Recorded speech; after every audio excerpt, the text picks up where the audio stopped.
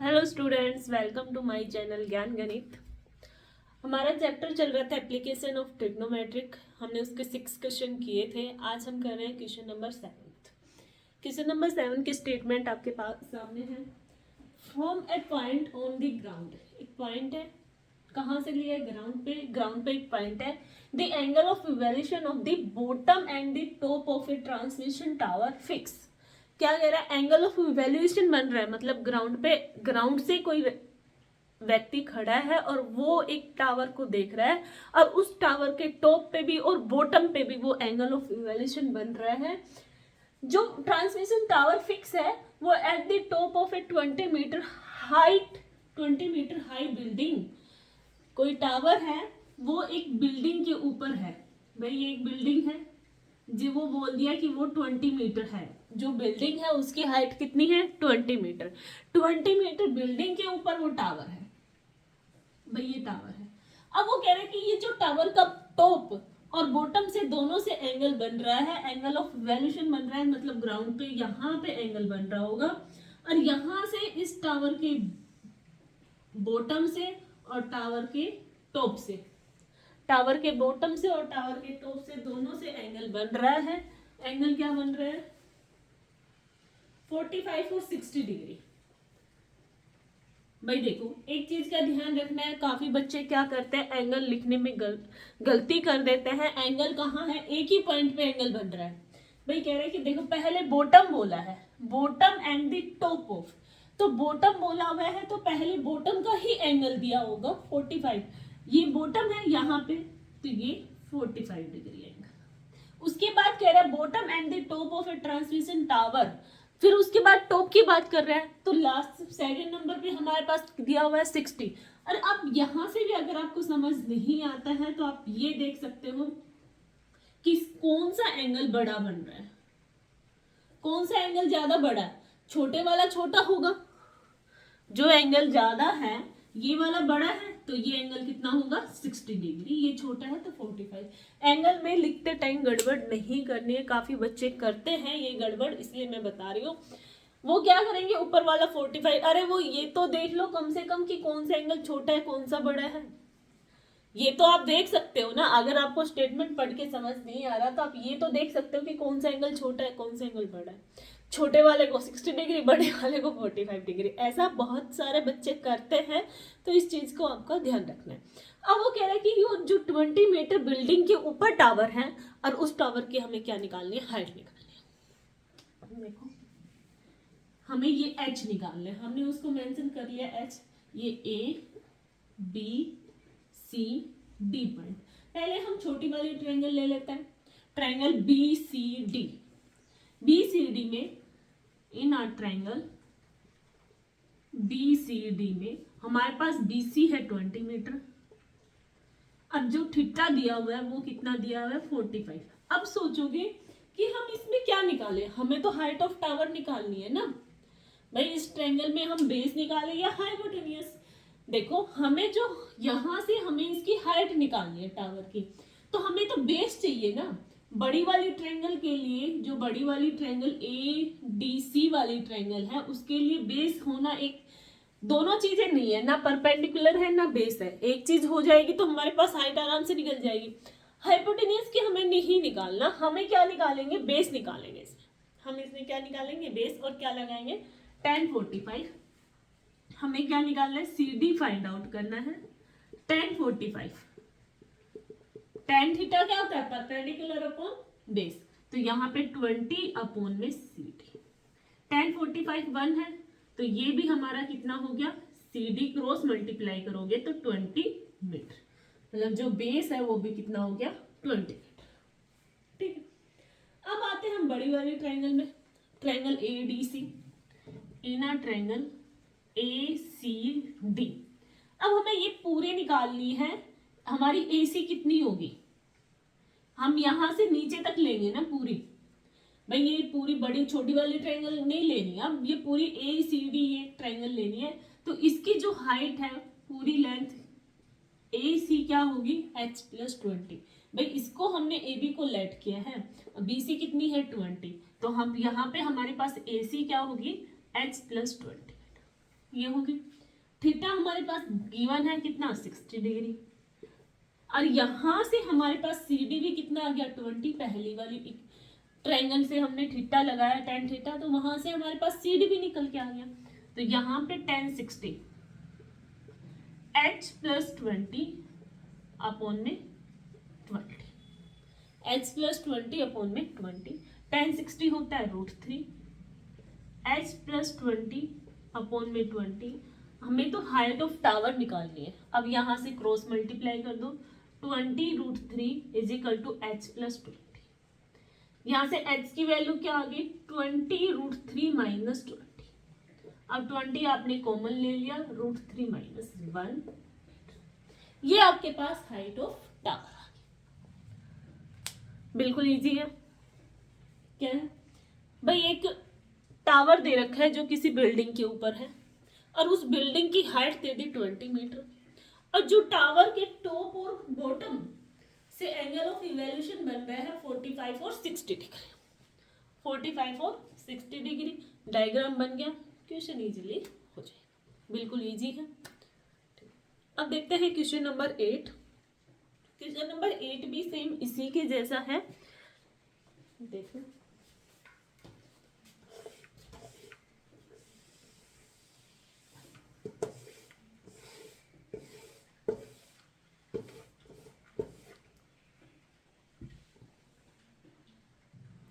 देखो question number 8 की statement, एक स्टैचू 1.6 मीटर टॉल, एक स्टैचू बना हुआ है, एक मूर्ति है किसी की, उसकी लंबाई कितनी है 1.6 metre. Stand on the top of a pedestal, मतलब पेडस्टल मतलब एक जैसे चबूतरा टाइप हो जाता है। मूर्ति को किसी के ऊपर खड़ा, सीधा ग्राउंड के ऊपर तो मूर्ति नहीं बनाई जाती, उसके नीचे बाउंड्री ऐसे बनाया जाता है ना, एक चबूतरा टाइप, उसके ऊपर एक मूर्ति है, ठीक है। From a point on the ground, the angle of elevation of the top of a statue is 60 degree. एक स्टैचू है, उसके टॉप पे एंगल ऑफ इवैल्यूएशन बन रहा है 60 डिग्री। कोई व्यक्ति या कोई भी आदमी नीचे खड़ा है और वो स्टैचू को देख रहा है, स्टैचू के ऊपर टॉप पे उसका एंगल ऑफ इवैल्यूएशन बन रहा है 60 degree. And from the same point of the angle variation, मतलब उसी सेम पॉइंट से angle of variation of the top of the pedestal is 45, मतलब जो चबूतरा बना है उसकी जितनी हाइट है उसके टॉप पे जो एंगल ऑफ वेरिएशन बन रहा है। अब ये डायग्राम को बढ़ेगी, स्टेटमेंट को समझना। क्या कह रहा है, यहाँ पे कोई व्यक्ति खड़ा है और यहाँ कोई स्टैचू है। भाई ये स्टैचू है जिसकी हाइट दे दी 1.6 मीटर टॉल, और वो किसी एक चबूतरे, ये कुछ भी कह लो, पेडस्टल के ऊपर बना हुआ है, ऐसे सीधा हवा में तो बना नहीं दिया भाई। उसके नीचे भी हम घर बनाते हैं, उसके नीचे भी नींव बनाते हैं, तो ऐसे ही किसी स्टैचू को खड़ा करने के लिए उसके नीचे उसका बेस बनाया है, उसका बेस बनाया है। तो वो जो पेडस्टल है, ये पेडस्टल है, इसकी हाइट पूछ रहा है, find the height of the pedestal. वो कह रहा है from A point on the ground the angle of variation of the top of A statue, statue के टॉप से एंगल ऑफ वेरिएशन कितना बन रहा है 60 डिग्री, ठीक है। स्टैचू के टॉप से एंगल ऑफ वेरिएशन बन रहा है 60 डिग्री। उसके बाद कह रहा है and the form the same point of the angle of variation on the top of the pedestal, मतलब इस जो बेस बनाया है उसका, उसके टॉप से एंगल ऑफ वेरिएशन बन रहा है 45 डिग्री। डायग्राम समझ आया। Find the height of a pedestal, हमें जो ये बेस है उसकी हाइट निकालनी है। स्टेटमेंट, एक स्टैचू दिया हुआ है जिसकी हाइट हमारे पास दे दी 1.6 मीटर, और वो किसी बेस के ऐसे हवा में तो कोई भी नहीं खड़ा करेगा ना, किसी भी चीज को नहीं हो सकती ना, तो उसके नीचे जो उसका बेस है हमें उसकी हाइट निकालनी। उस बेस के ऊपर खड़ा किया हुआ है, एंगल जो स्टैचू है उसके टॉप से एंगल बन रहा है 60 डिग्री, और जो पेडस्टल है उसके टॉप से एंगल बन रहा है 45। अब हमें क्या निकालनी है, हाइट निकालनी है। जो लास्ट क्वेश्चन क्या था, क्वेश्चन नंबर सेम उसी के जैसे हैं, उसमें टावर था ऊपर, भाई टावर की हाइट पूछी थी, अब इसकी पेडस्टल की हाइट हमसे पूछी है। इन आर ट्रायंगल, वही हम नाम दे लेंगे ABCD। हम पहले छोटी वाली ट्रायंगल ले लेते हैं, इन आर ट्रायंगल BCD में हमारे पास जो BC है वो गिवन नहीं है, लेकिन हमने उसको क्या माना है, H माना है। यहाँ से CD हमें निकालनी है और थीटा हमारे पास कितना है 45 डिग्री। तो tan theta tan 45 degree is equal to H upon में हाइट अपॉन बेस, बेस हमारा क्या है CD, ठीक है। 45 1 हो गया H अपॉन CD, जो CD है वो भी क्या हो गया H, ये भी हमारी कितनी होगी बेस, मतलब इक्वल हो गया, H ही हो गया, ठीक है। अब हम बड़ी वाली ट्रायंगल ले लेंगे इन आर ट्रायंगल ACD। अब इसमें tan 60 लगेगा। अब ये जो पूरी हाइट है AC हमारा कितना बन जाएगा, AC हमारा कितना हो जाएगा H प्लस 1.6 मीटर, ठीक है। इसके लिए बेस भी हमारा कितना है H, तो tan 60 is equal to height upon में बेस H प्लस 60 अपॉन में H, ठीक है। tan 60 की वैल्यू कितनी है √3, cross multiply H √3 is equal to H plus 60, इधर आएगा माइनस हो जाएगा H √3 minus H is equal to 60। H को अगर आपने बाहर निकाला √3 माइनस 1, अब यहां से आपका H क्या हो जाएगा 16 अपॉन √3 माइनस 1, ये आपका H आया। अब आपको यहाँ पे क्या करनी है, रैशनलाइजिंग, इसको एज इट इज नहीं छोड़ना है। अगर इसके साथ मल्टीप्लाई में आता 16 के साथ मल्टीप्लाई में तो हम एज इट इज छोड़ देते, लेकिन अब यहाँ पे आपको प्रॉपर वैल्यू निकालनी पड़ेगी, इसकी क्या करनी पड़ेगी, रैशनलाइजिंग। H 16 अपॉन में √3 माइनस 1, √3 प्लस 1 के साथ मल्टीप्लाई और √3 प्लस 1 के साथ ही हम डिवाइड में करेंगे, ठीक है। ऊपर हो जाएगा 16 √3 माइनस 1, इसको आप कुछ भी नहीं करोगे, एज इट इज रखोगे। और जो नीचे क्या बन रहा है a माइनस बी और a plus B, a minus B और a plus B, a square minus B square, तो √3 का स्क्वेयर माइनस 1 का स्क्वेयर, 16 √3 प्लस 1, ये 3 का स्क्वेयर तो हो गया 3, √3 का स्क्वेयर 3, 3 माइनस 1, 3 में से 1 माइनस किया तो 2, ये हो गया 8 √3 प्लस 1, ये आपके पास क्या आ गया, हाइट ऑफ पेडस्टल, जो जिसके ऊपर मूर्ति एक स्टैचू को खड़ा किया है उसका जो बेस है उसकी हाइट कितनी आ गई 8 √3 प्लस 1। समझ आया होगा। जैसे क्वेश्चन नंबर 7 था सेम वैसा ही है।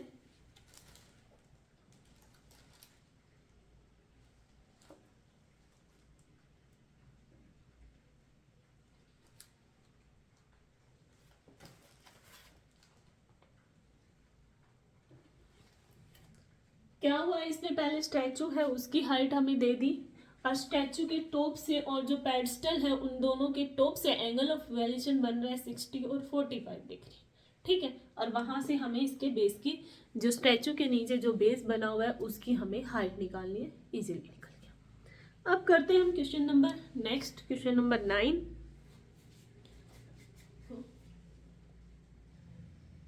देखो क्वेश्चन नंबर 9 क्या दिया हुआ है, द एंगल ऑफ इवोल्यूशन, ये AE मैंने शॉर्ट फॉर्म में लिख दिया, angle of evolution AE, A.E short form में है, इसका मतलब है एंगल ऑफ इवोल्यूशन।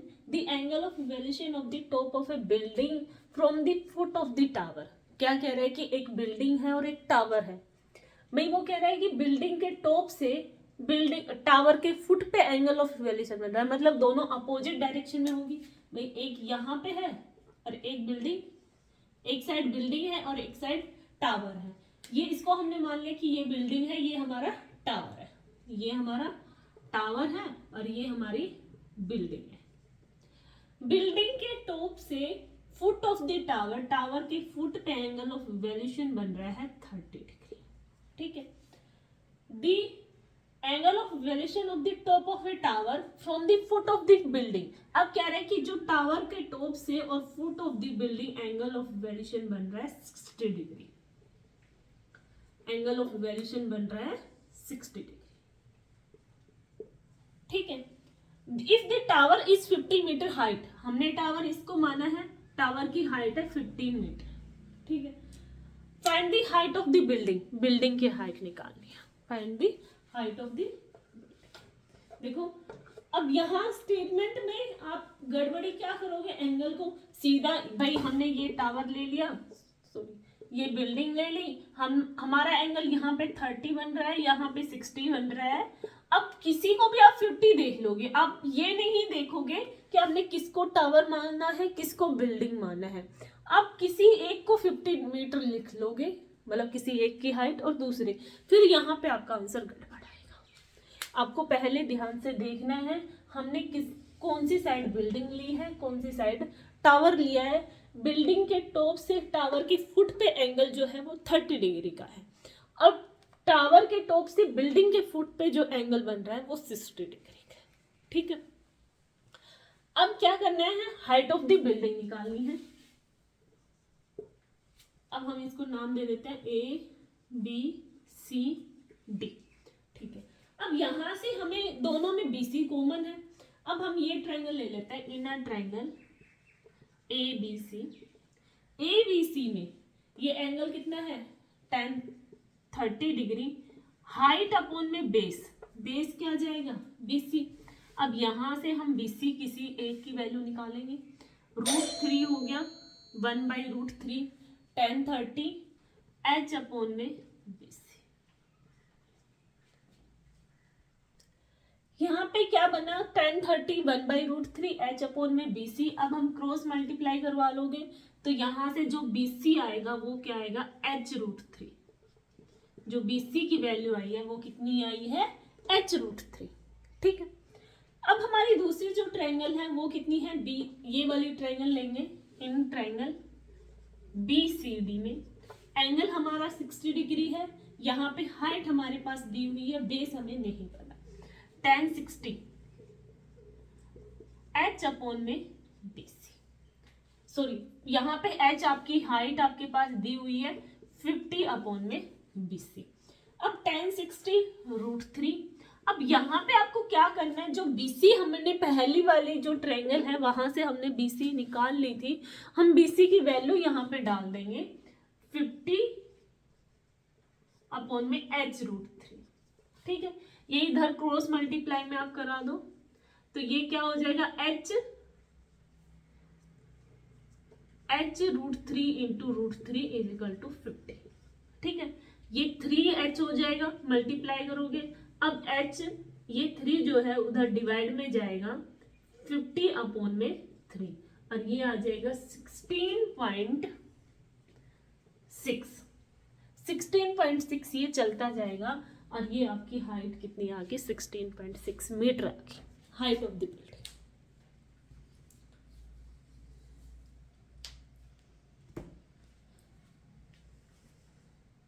समझ आया होगा क्या कह रहे हैं कि angle of valuation of the top of A building from the foot of the tower is 30 degree and the angle valuation of the top of the tower from the foot of the building is 60 degree. अब आपको ध्यान रखना है diagram बनाते time आप किसको building ले रहे हो, किसको टावर ले रहे हो।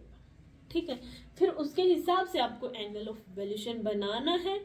अब एक हमारे पास जो टावर है उसकी हाइट हमें दे दी 50 मीटर, हमसे किसकी हाइट पूछी है, बिल्डिंग की हाइट पूछी है। बिल्डिंग की हाइट हमारी निकल जाएगी, दो ट्रायंगल बनी, दोनों को सोल्व किया और आंसर आ गया। आई होप समझ आया होगा।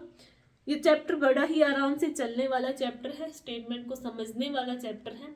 आगे के क्वेश्चन हम आगे जितने भी क्वेश्चन आ रहे हैं वो इम्पोर्टेंट क्वेश्चन है, मोस्ट इम्पोर्टेंट क्वेश्चन आ रहे हैं आगे, तो बाकी क्वेश्चन हम कल करते हैं।